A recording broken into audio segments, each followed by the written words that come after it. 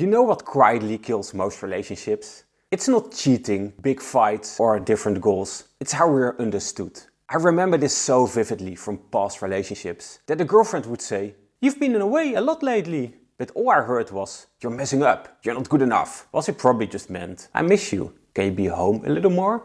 Or she would say, "Can you pay a bit more attention?" Which in my mind instantly translated to, "You're doing it wrong, again." Well, she probably just meant, "Can I have your attention right now?" The problem with feeling attacked so quickly is that your nervous system instantly flips you into fight or flight mode before you even know what's happening. My default response was always to withdraw, as the perceived confrontation overwhelmed me. From her perspective, however, my withdrawal looked like indifference. So she pushed even harder, which overwhelmed me even more. And before we knew it, we were in a negative spiral, being two people with good intentions, pushing each other to places neither of us wanted to go.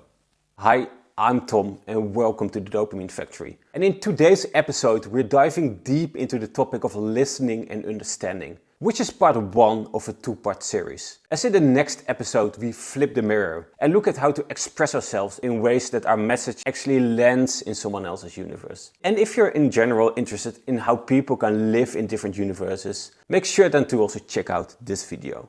There's the saying that perception is reality, which is specifically true in the context of human relationships, as everything you feel, notice and react to gets filtered through your inner world before it becomes your truth. Imagine going on a job interview while you have a second offer.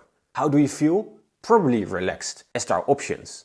So in the conversation, it's easier to process sharp feedback playfully, perceive long pauses as thinking time. Overall, not a lot will make you upset. Now imagine the exact same interview, but this time it's your one and only shot. If you fail, you will be jobless forever.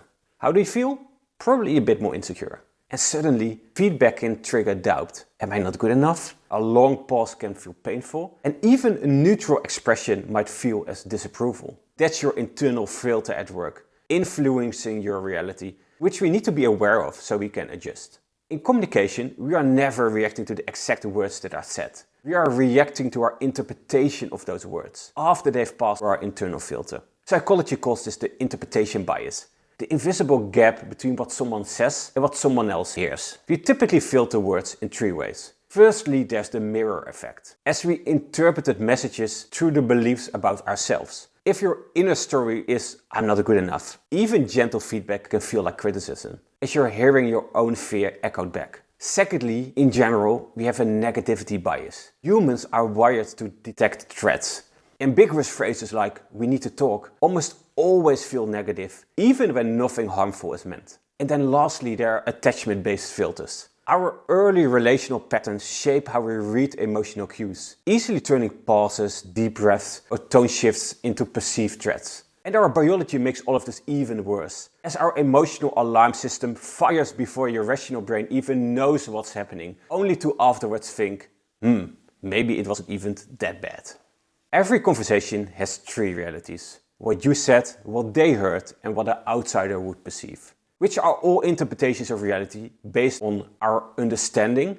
Did we truly grasp what they meant? And our interpretation. How much extra meaning did we add on top? As such, there are 4 listening styles. The emotional ghost is when someone hears your words but don't truly grasp them. It's in the basis quite peaceful, as they nod and smile and just go along, until it isn't, as you can't resolve problems that were never understood. The self-centered listener is someone who barely hears what you truly said and fills this knowledge gap with their own assumptions.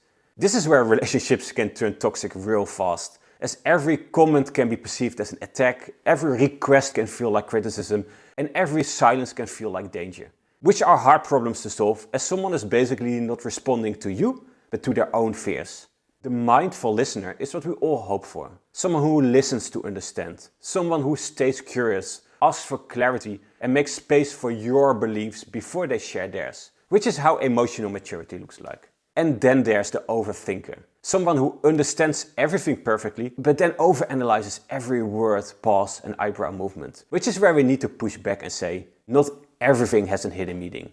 Because ultimately all of us want the same thing. To be understood, as that's where real connection begins. So why does it matter to listen better? When we only hear our own thoughts instead of our partner's, we are doomed to misinterpret, disconnect and damage our relationships, even when we have good intentions. So here are 3 tools you can start using today to do better. Firstly, slow the moment down. When words trigger you, pause, breathe, don't react yet, and give your brain a few seconds to catch up with your body. Then ask yourself, what else could this mean? This one question interrupts your first gut feeling response, preventing you from being dragged in emotional fights you never needed to have anyways. Secondly, ask for meaning before you add meaning. Instead of guessing the intention behind the words, say, when you said this, what did this actually mean? Or, I want to understand, can you please explain a bit more? You will be surprised how often their real meaning is calmer, simpler and kinder than the story that you made up in your mind. And then thirdly, listen with curiosity. Don't listen to reply, don't listen to defend, listen to understand. Constantly reminding yourself that this is about their experience, not my viewpoint. So when they finish talking, don't dump all of your thoughts instantly over them, but use a sentence like, so what I'm hearing is, and then summarize. This is what creates real trust.